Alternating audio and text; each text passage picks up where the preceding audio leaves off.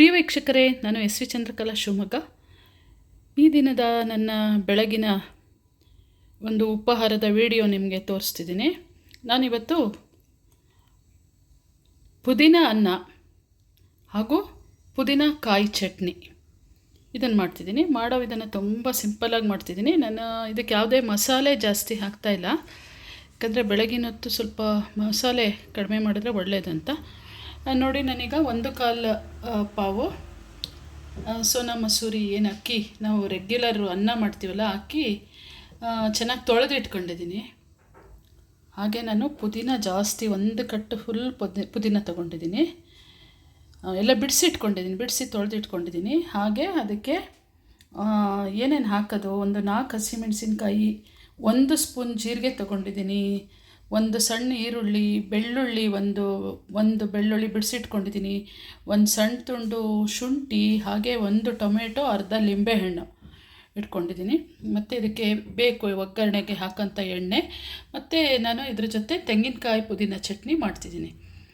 ತೆಂಗಿನಕಾಯಿ ಜೊತೆಗೆ ನಾನು ಸ್ವಲ್ಪ ಜೀರಿಗೆ ಮೆಣಸು ಹಾಕ್ಕೊಂಡಿದ್ದೀನಿ. ಹಾಗೆ ಹುಣಸೆ ಹಣ್ಣು, ಒಂಚೂರು ಹಸಿ ಶುಂಠಿ, ಒಂಚೂರು ಉಪ್ಪು, ಹಾಗೆ ಪುದೀನ.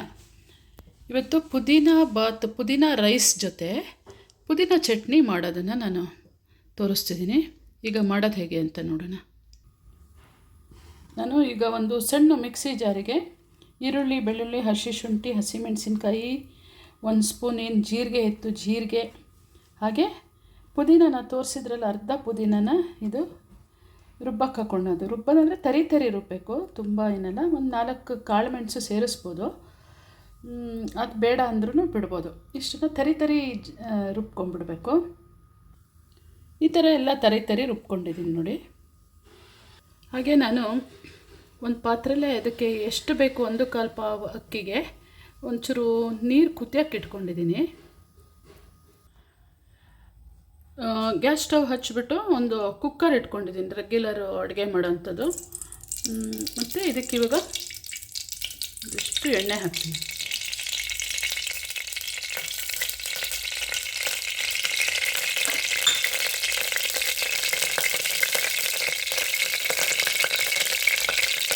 ಕಾಯ್ತಿದ್ದಂಗೆ ಸ್ವಲ್ಪ ಗೋಲ್ಡನ್ ಬೇಳೆ ಹಾಕ್ಕೊಳ್ತೀನಿ. ಹಿಂದೆ ಇದ್ರೂ ನಡೆಯುತ್ತೆ, ನನಗೆ ತೋರಿಸ್ಬೇಕಾದ್ರೆ ಜ್ಞಾಪಕ ಬಂದಿರಲಿಲ್ಲ, ಈಗ ಇಲ್ಲಿ ಜ್ಞಾಪಕ ಆಗಿ ಹಾಕ್ಕೊಂಡೆ.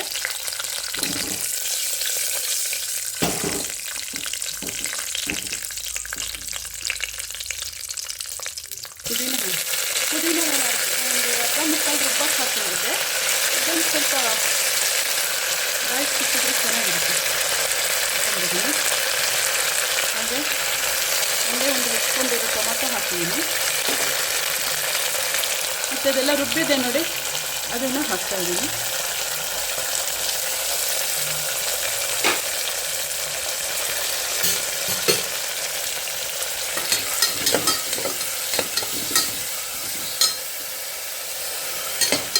ಇನ್ನು ಒಂದೇ 1 ನಿಮಿಷ ಹೀಗೆ ಬಾಡಿಸ್ಕೊಂಡು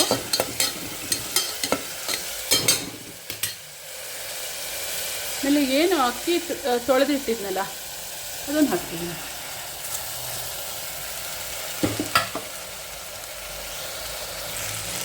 ಈಗ ಇದನ್ನು ಇದರಲ್ಲೇ ಸ್ವಲ್ಪ ಹೀಗೆ ಬಾಡಿಸ್ಕೊಂಡು ಅಕ್ಕಿ ಒಂಥರ ಹುರಿದಕ್ಕಿ ಥರ ಚೆನ್ನಾಗಾಗುತ್ತೆ. ತಕ್ಷಣ ನೀರು ಹಾಕೋಕ್ಕಿಂತ ನೋಡಿ ಎಲ್ಲ ಬಾಡಿಸ್ಕೊಂಡು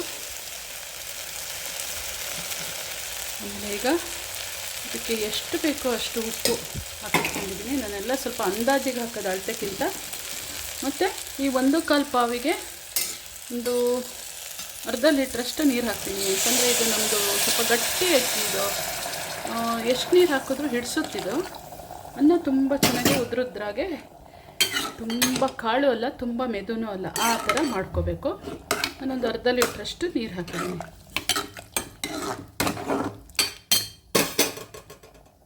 ಈಗ ಈ ಒಂದು ಅರ್ಧ ಲಿಂಬೆಹಣ್ಣು ಹಿಂಡ್ಬಿಡ್ತೀನಿ.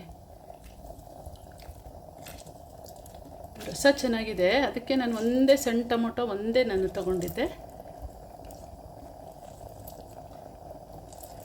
ಇದಕ್ಕೆ ಕುಕ್ಕರು ಮುಚ್ಚಳ ಹಾಕ್ಬಿಟ್ಟು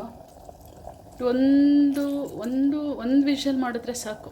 ಆಮೇಲೆ ಅದೇ ಹಬೆಲೆ ಬೆಂದ್ಕೊಂಡ್ಬಿಡುತ್ತೆ. ಅಷ್ಟೊತ್ತಿಗೆ ಇದಕ್ಕೆ ಒಂದು ಪುದೀನ ಕಾಯಿ ಚಟ್ನಿ ಮಾಡಿಬಿಟ್ರೆ ಅಷ್ಟು ತಿಂಡಿ ರೆಡಿ ಆಯಿತು.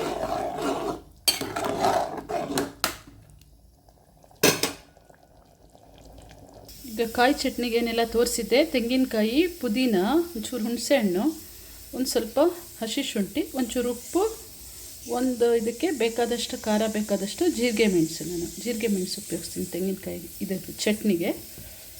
ನೀವು ಜೀರಿಗೆ ಮೆಣಸಿಲ್ಲ ಅಂದರೆ ಒಣಮೆಣಸಿನ್ಕಾಯಿ, ಹಸಿ ಮೆಣಸಿನ್ಕಾಯಿ ಯಾವ್ದಾರು ಹಾಕೋಬೋದು.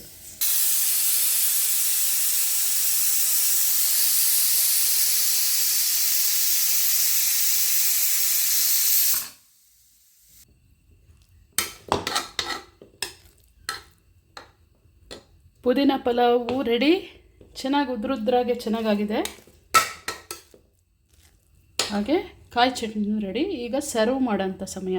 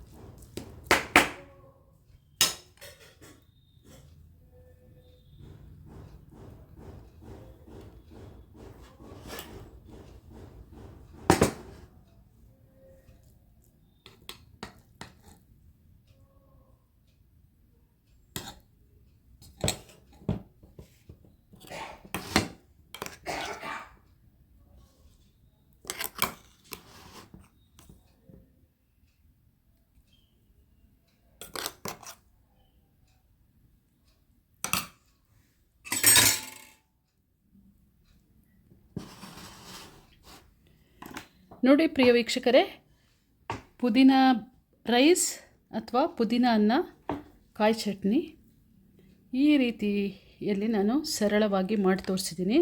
ಈ ವಿಡಿಯೋ ನಿಮಗೆಲ್ಲ ಇಷ್ಟ ಆಗಿತ್ತು ಅಂದರೆ ನಿಮ್ಮ ಅನಿಸಿಕೆ, ಅಭಿಪ್ರಾಯವನ್ನು ತಿಳಿಸಿ ಅಂತ ಹೇಳ್ತಾ ಥ್ಯಾಂಕ್ ಯು ಸೋ ಮಚ್. ಧನ್ಯವಾದಗಳು.